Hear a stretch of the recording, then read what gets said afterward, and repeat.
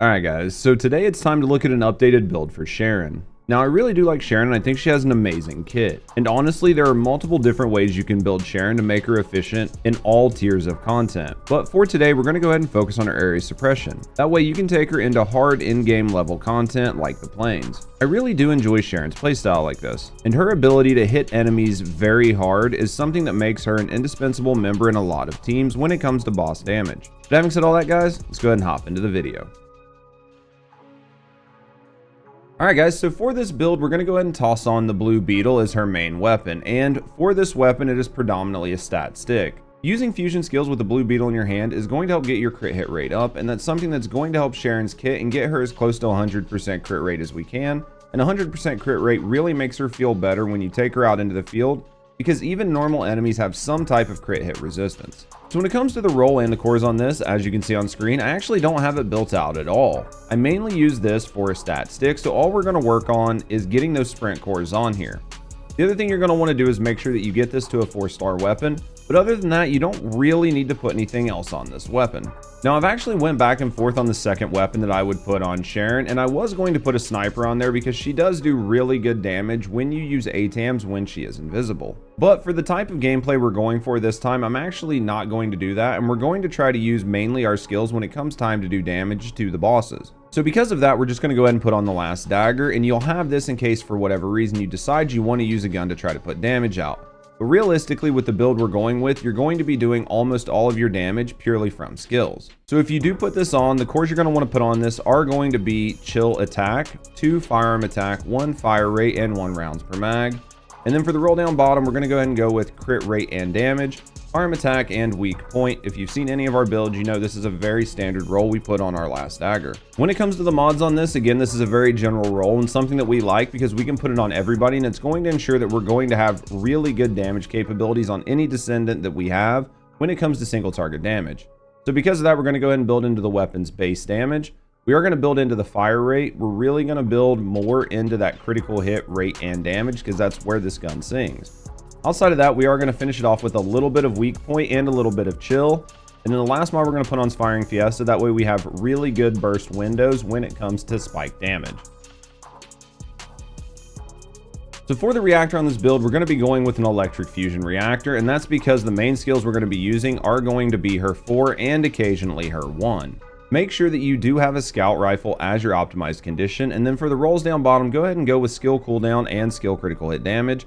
This is going to allow us to spam our skills even more and add a lot of additional damage to our 4 when we use it out on the battlefield. So when it comes to our descendants, and specifically our electric descendants, over the past couple seasons, we haven't really gotten any great component sets that synergize with them.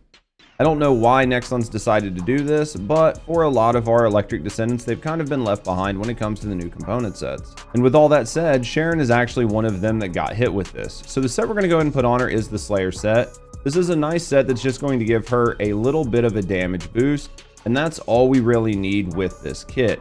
So go ahead and slap on the Slayer set and make sure you get the rolls and the cores that I show on the screen.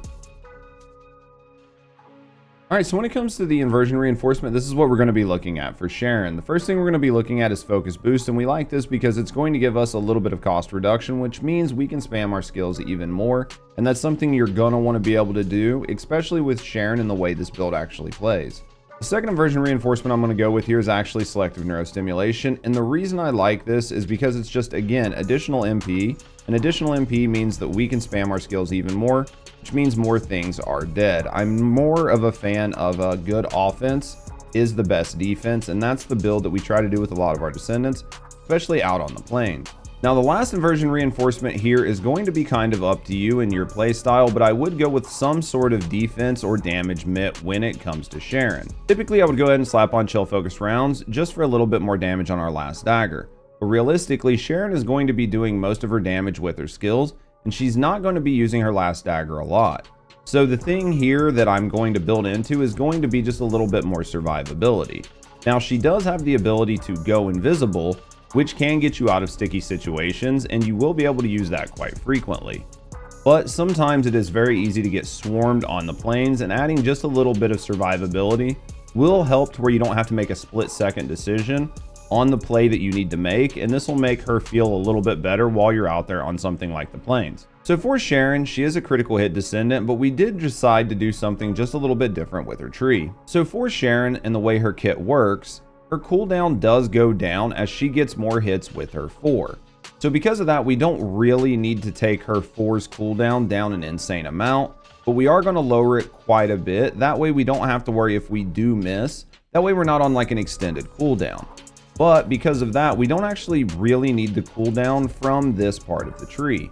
So we're going to go ahead and skip that. So because we don't need the range nodes as well, realistically, we've opened ourselves up to have an additional 10 nodes because we didn't pick up the 2 gold nodes that we typically grab. So because of that, we've moved this tree around a little bit, picked up even more critical hit rate and damage, and we've picked up 2 sets of mutated cells. The one in the top is going to be Electric Cohesion, and the one down bottom is going to be Arche Efficiency Enhancement. Now, Arche Efficiency Enhancement is not something that we often get to put on, but for her, we're able to do it, and this is going to give us even more skill power. We've ran this versus our other standard critical hit damage tree, and we found that this one did better on Sharen, so this is what I would suggest you put on her when you take her out into the plains. So for the dog on this build, I would go ahead and use the Hagios Sheepdog. Again, Sharen is going to feel a little bit squishy if she does get overwhelmed, and having this dog is going to help you be able to top up your HP just a little bit more easily. Now, transparently, Sharen does a ton of damage, and most things aren't going to survive her attacks, but on the plains, you can get rushed, and every once in a while, you will take damage. So this dog is going to help you out just a little bit. So now we're going to go ahead and look at the build, and this is what we're actually going with. The main thing we're going to be going with here is going to be Area Suppression, and that's because we're going to be using her for non-stop. Outside of that, we have a very standard critical hit build on here. We've got a lot of cooldown, we've got a lot of critical hit mods, and that's going to take up about 6 of our mod slots. Outside of that, we tack on just a little bit more damage, but those damages also come with a little bit more cooldown, and we only really have 2 additional slots left on the build. So for that, we're going to go ahead and put MP Collector. That way we have a lot of uptime on our skills. And for the last mod, we're actually going to go ahead and slot in Dangerous Ambush. Now, for this build, you are not going to be going invisible through about 95% of your gameplay. So it's going to seem like this mod is a little bit of a waste. But transparently, you're doing so much damage with your 4 that adding something here that does more damage during your general mobbing isn't really netting you that much.